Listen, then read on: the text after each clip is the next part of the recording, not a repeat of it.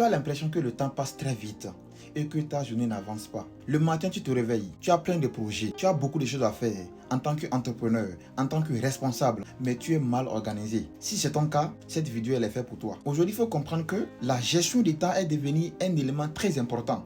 Nous pensons avoir du temps. Nous avons le temps, mais le temps n'a pas le temps. Tu cours dans tous les sens. Tu fais un peu de tout. Tu es ici, tu es là, tu appelles, tu reçois, mais au final, tu es occupé, mais pas productif. Moi, en tant qu'étudiant et entrepreneur, laisse-moi te partager quelques astuces qui m'ont permis de pouvoir optimiser le temps, de pouvoir être beaucoup plus productif en matière de gestion de temps.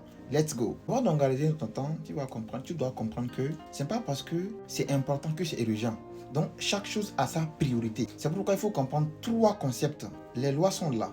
La loi de Pareto, la loi de Parkinson, l'urgence ou l'importance. Je m'explique.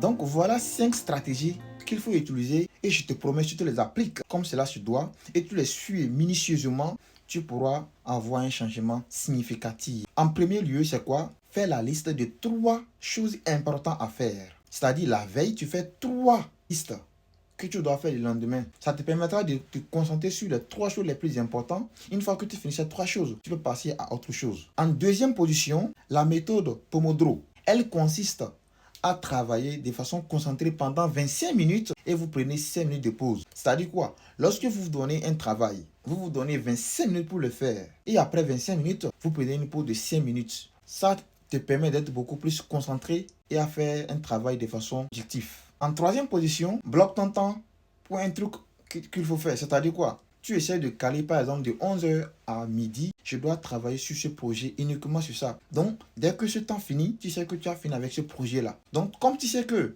tu as un temps limité, ça te permettra d'être concentré à faire une seule chose. En quatrième position, tu dois éliminer ou déléguer certaines tâches qui ne sont pas prioritaires. Il y a des choses que, même si tu ne les fais pas, ce n'est pas grave. Mais peut-être que c'est important. Donc, tu peux déléguer ces tâches-là à tes collaborateurs, à ton ami, à ta femme si tu es marié. C'est une question d'organisation. En cinquième position, prends des pauses intentionnelles.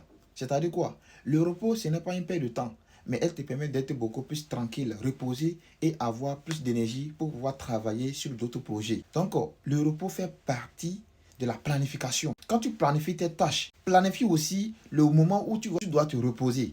C'est très important cette partie. Tu n'as pas besoin de faire plus. Tu as juste besoin d'être organisé. Teste les 5 techniques que je t'ai apportées dans cette vidéo et dis-moi dans les commentaires celle qui t'a plus aidé. Et si tu aimes ce genre de contenu, abonne-toi, like, partage pour aider une de tes amis à mieux s'organiser à travers l'une des 5 techniques que tu vas utiliser. Merci à toi.